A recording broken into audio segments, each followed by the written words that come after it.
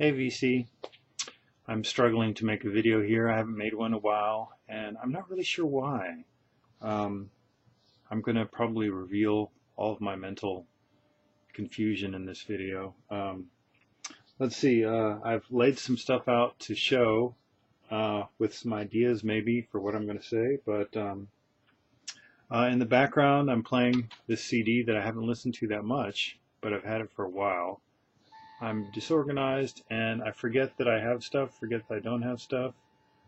Tony Oxley Quintet, The Baptized Traveler. Tony Oxley is a free jazz drummer. You might not even be able to hear this. It was a little loud, it's free jazz, so it can get squonky at times. Thing I like about Tony Oxley's drumming so much is that sometimes instead of the typical drum sounds, I mean certainly atypical of like rock drums, for example, he uses a sort of a hollow, smaller sound sometimes that is a different kind of musical note, for lack of a better expression. I don't know how to describe it. I don't have any kind of a vocabulary or language for talking about drums, really. Of course, I grew up with a rock and roll drum sound, which, you know, in rock is very steady and firm and all that stuff. But this, of course, in free jazz, drums are, you know, much more unpredictable, it seems. Anyway, my two favorite drummers are both free jazz drummers, Han Benink and Tony Oxley. And so I try to look for any recordings I can find with either of them. Tony Oxley recordings seem to be harder to find. I love to find things where it's either just like a duo recording or a solo recording. There's a Han Benink solo drum record I hope to find someday, but it's expensive. I'll probably just have to break down and grailify that with a cha-ching purchase. Anyway, that's not the kind of thing that I'm likely to ever see in the wild, or if I do, it'll be at a specialized. I mean, there's some stuff, I guess, in a way, like in the VC, you see people who post a lot of the same kind of records, and a lot of records that are very popular. I don't want to sound elitist, but because I certainly like a lot of stuff. I mean, hell, there's Nirvana in the back there, and I was going to show some rare Beatles stuff to try to get some, you know, people to look at my video and say, oh, well, there's something I'm interested in. I don't know. But, so this is my mental state. So it may, you know, maybe I'm a little too lost in free jazz in my mind with no groove in sight, let's say. Anyway, but let me show some stuff. Here's something I picked up that I've had before that I got again online. Again, not something you're too likely to see in the wild.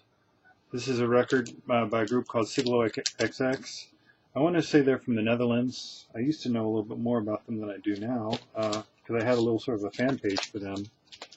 It was just very minimal, and at one point I got an email from one of the members in the band. I was like, wow, that's neat, but I haven't really kept up. And here's the first record I got by them. It's called Flowers for the Rebels, with this sort of interesting cover that is like a capture from a TV screen, video art type image thing.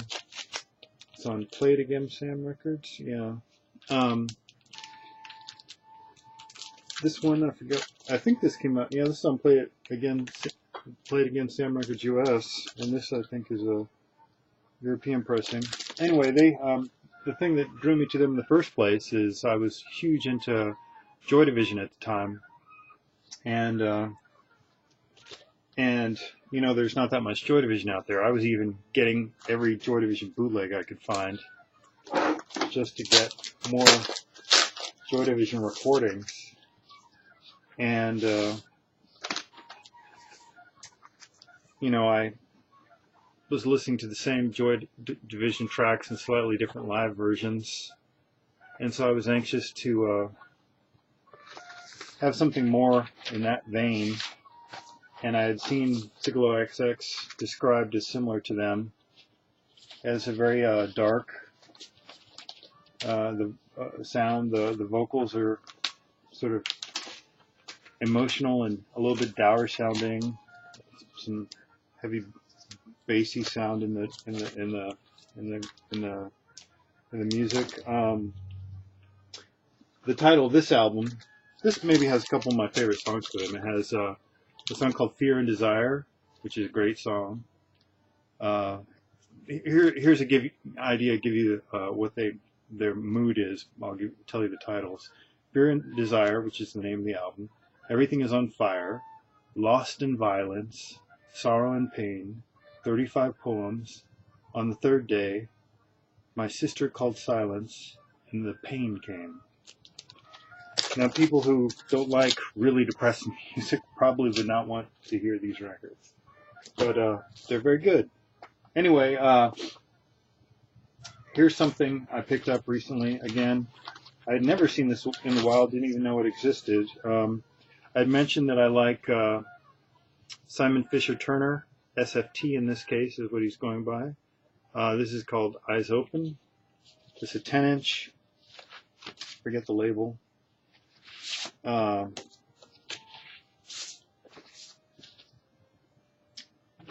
of simple but pretty label.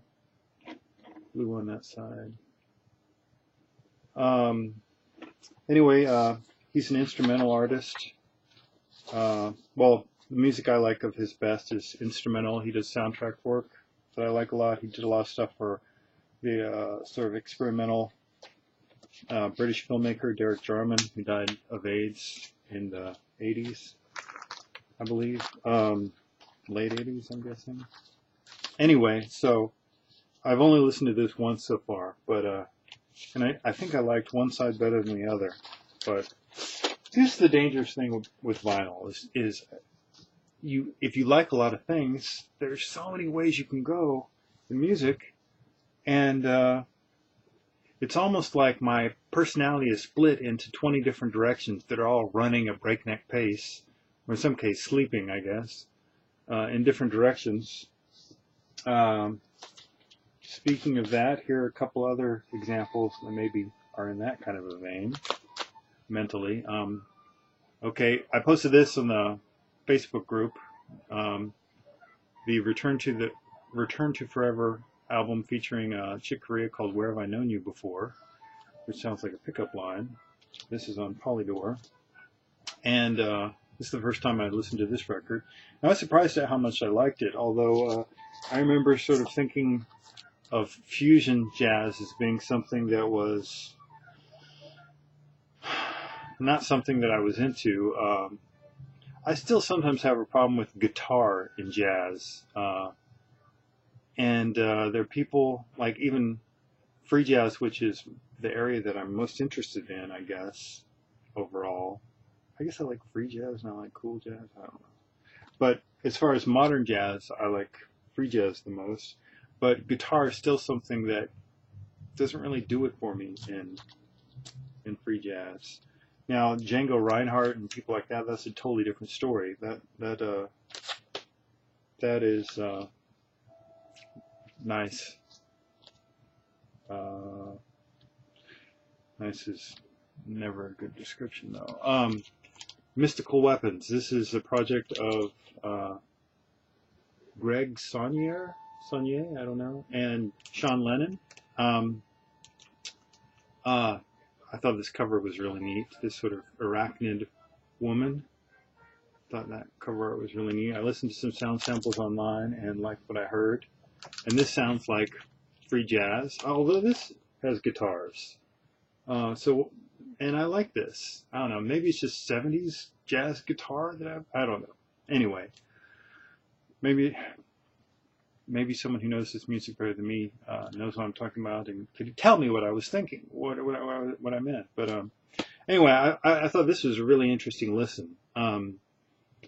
This is very sort of hard and experimental and free jazz inspired. rock, maybe. I need to listen to this some more, but I was very happy with this. And this is not an expensive record. Here's a record I picked up that was very inexpensive online. The Au Pairs live in Berlin. It says that this is a bootleg, but I don't know. I don't understand why this would have been released as a bootleg. Because it's not like, I don't think of, I think of bootlegs coming from bands that have big followings or have a sort of a arty, spot here. I don't know, a bigger following than this group would have had, I would think. So, like, you'd think to be able to make money as a bootlegger, you'd have to be bootlegging something. Anyway, but this, I like their songs. I like their music. This is post-punk, British, I believe. And this has a really nice sound.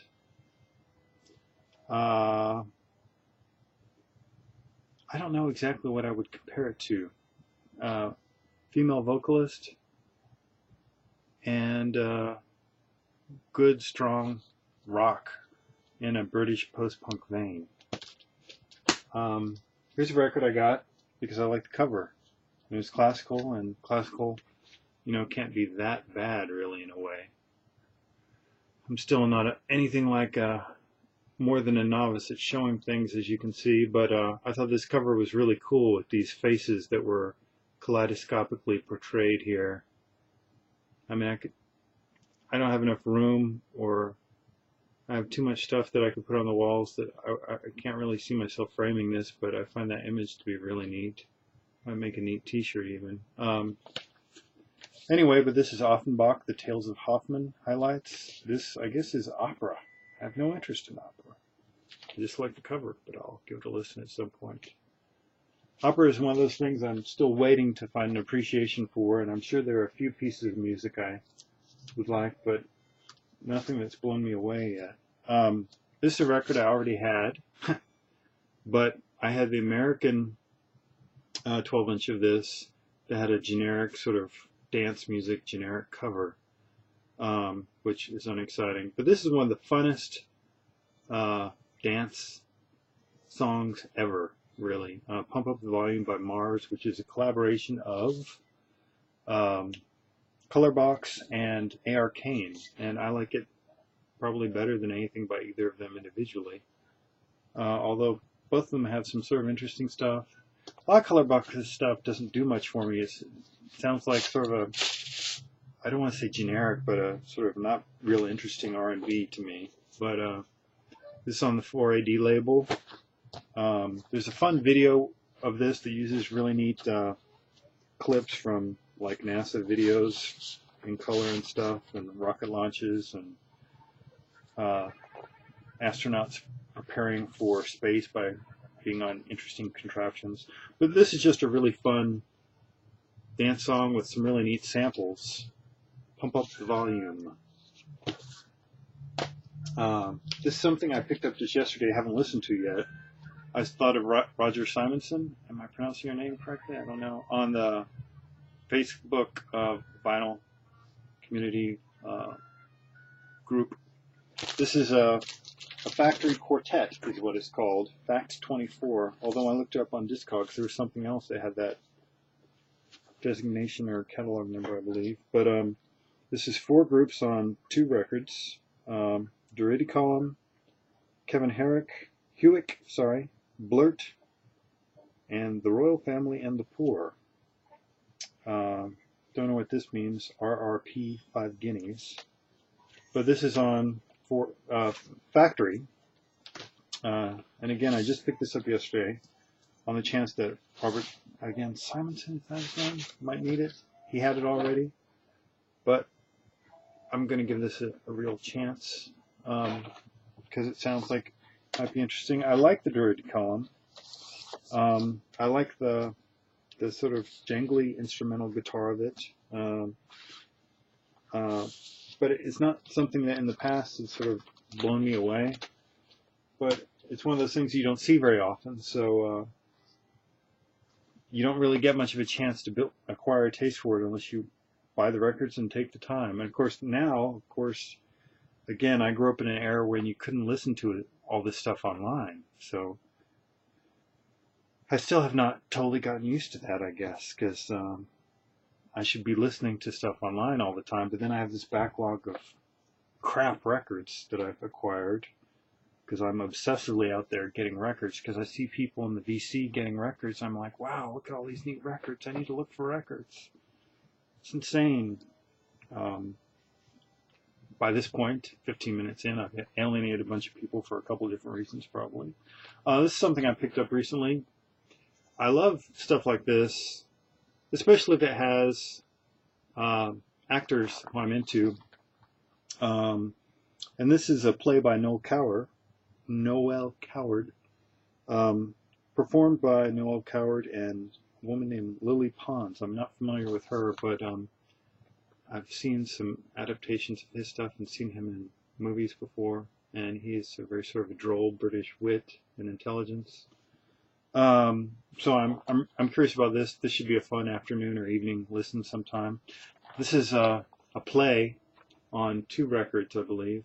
And you find these occasionally, but I'm always surprised to see different ones every now and then that I feel like I don't think I'd ever seen this one before. And I saw this one, I was like, wow, that's interesting. Usually they're not very expensive, and one bad thing is my wife and I have been watching too much TV because we're sort of junkies for TV. Hate commercials, so we only watch things on like Amazon Prime or Netflix. I'm watching the show Scandal recently, which is sort of fun, but the level of interesting sort of messed up stuff that's happening in it is pretty intense, and that makes it fun to keep watching. And what I've had her do recently is like try to find shows that she watches, because she'll want to watch something and I'm like, I want to listen to records. So she'll pick a show, and unfortunately our TV is in the same room as the stereo. So it's nice because I like to be in the same room with my wife.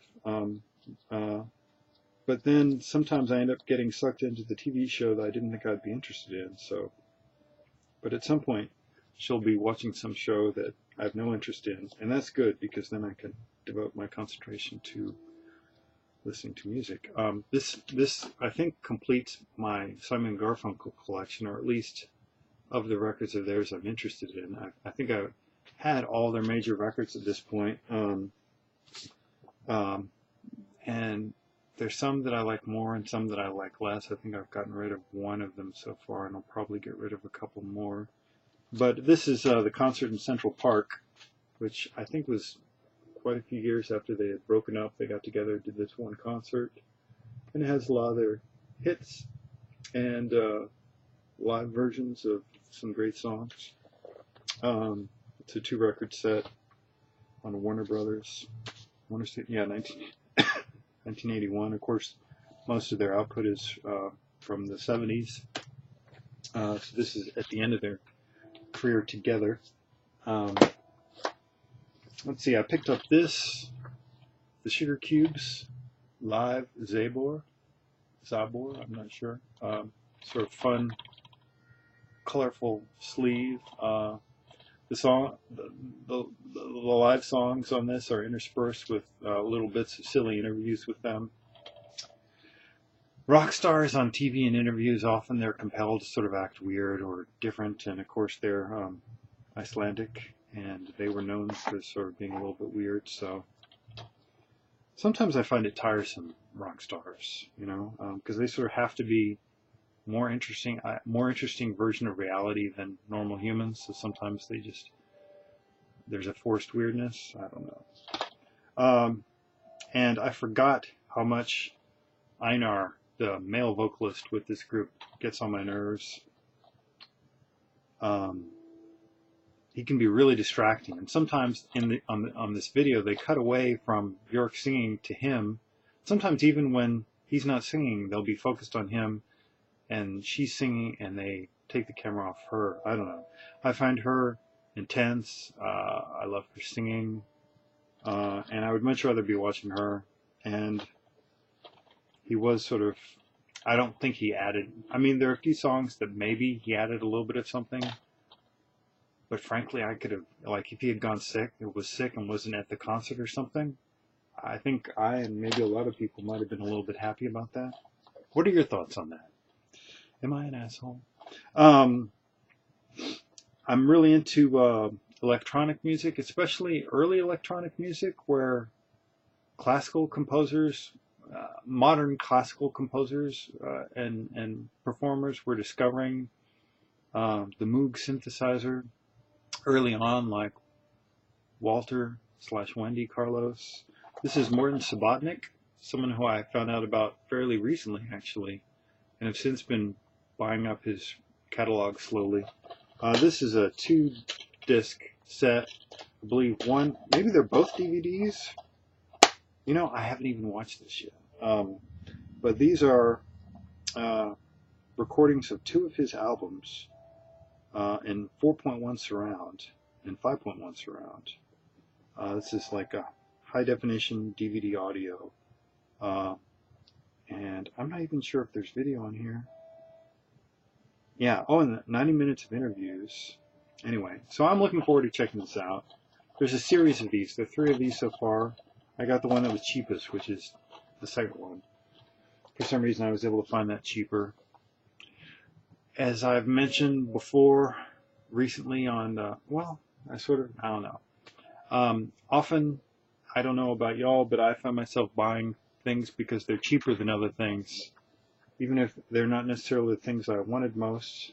Like, I guess ideally I would have gotten the first in the series, dealt with that, and gone to the next one. But this one I could find like $10 or $15 cheaper, so I got that one. So the cost of things definitely informs my purchases, and sometimes that can be really frustrating because you find yourself looking for the same thing over and over and over and never finding it. And there's some stuff that's just crazy expensive, and sometimes I find a way to get it digitally. I don't keep up with the legal ways of getting things, though, because it sort of scares me. I'm a chicken.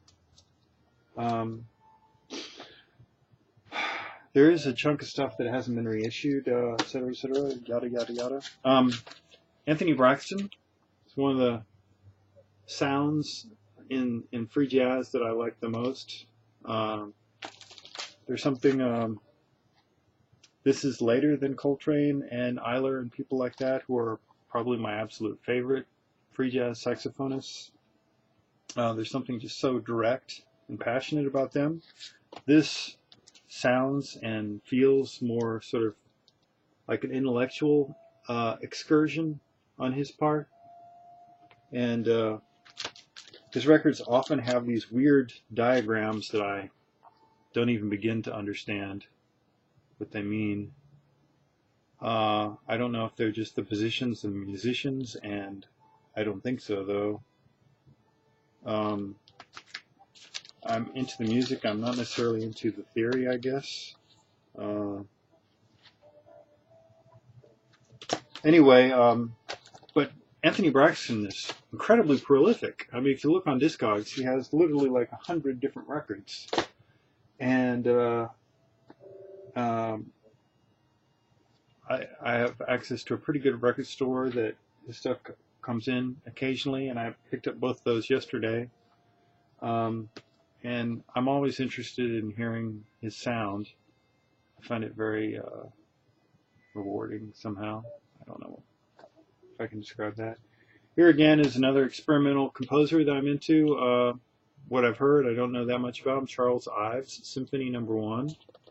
This again is something I purchased recently and haven't had a chance to listen to yet. 3 Places in New England. The Philadelphia Orchestra with Eugene Normandy. This is on Columbia. Probably the classical 2i, I'm thinking, label. Yeah. Gray. Anyway, he's a modern American composer who, I don't know, modern classical music is interesting in that it stands separate from the rest of classical music. I think a lot of people like classical music don't like modern classical music, or experimental, or whatever you'd want to call it. I mean, because if you're going to listen to classical music, you have the heavy hitters like Beethoven, Bach, Mozart, etc. And no one could ever be better than those people making a similar kind of music. So do people not even try, or do they just inevitably fail by any comparison? So modern classical composers that I sort of hear about are always sort of on experimental fringe, and some of them do really interesting things or sound very different. There are people like Philip Glass and Steve Reich who their music, although they come from those instruments, it doesn't really, it seems like something separate from classical music. Whereas this is sort of a cross between classical music and experimental classical, I don't know. Anyway, oh wait, here's some more stuff. Oh yeah, this is sort of a random stack of things I just grabbed from a shelf of like my inbox that I'm going through. I picked this record up a couple days ago and hoped I would like it, but I don't like it, so I'm going to pass it on to something else. It's probably someone in the VC who is into this. The conditions maybe not good enough for VCLT, but this is Book of Love. I like some of their stuff a lot, and this is a 12-inch. This is Pretty Boys and Pretty Girls, which is one of their hits, and this is Tubular Bells. Anyway, which is the famous Mike Oldfield piece, which I love. So I thought, okay, cool. Book of Love, Pretty Boys and Pretty Girls, and Tubular Bells. I love what is their take on Tubular Bells? Or I don't know. I thought that might be really interesting, but I was really disappointed, sadly. Maybe someone else is really into it. I don't know. Okay, I'm going to go through these real fast so I try to get in here. Holy crap, I've taken too much time. Bergheim 34th, System Plus Plus.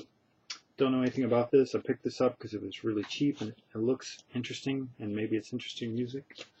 Tropea, again, it looks sort of interesting, the cover. Don't know anything about them. I seem to remember Derek saying something about them where he didn't like them. But I think I picked that up before I read that. The soundtrack to Brimstone and Treacle, I'm not sure. Treacle, Something Too Sweet. Maybe that music is Music to Strip By. Burlesque Party, Fun at Home. This is cheesy fun, maybe. Another sort of electronic / dance music compilation or album. I'm not sure. We Are the Pervert, Volume 1. Don't know anything about this. Elmer Fuddpucker at the Nudist Colony, letting it all hang out. This got to be some kind of comedy record, but I see people playing guitar on here. Looks like it's autographed by Mr. Fuddpucker. I don't know. What the heck? I pick up random stuff sometimes if it's cheap and looks sort of interesting, and then it sits on a shelf for a long time, and then I eventually get around to listening to it, and then sometimes like, oh yeah, that wasn't that interesting, and now I have to figure out what to do with it. Return on Wings of Pleasure, Pedro Padilla y su conjunto Vuelva, and Alas del Placer. My horrible Spanish. Anyway, some interesting stuff that was on I have a whole set of shelves here that's my inbox that I need to go through. I need to spend time listening to, but sometimes I'm just not in the mood. I go to the shelf, I pull up, go through some records, I'm like, I'm not in the mood for any of this. I'm not a moody guy. That's a David Bowie song reference for anyone paying attention. Nobody's listening this far. I'm so sorry, people. I'll try to do better next time. I don't know what the hell is wrong with me.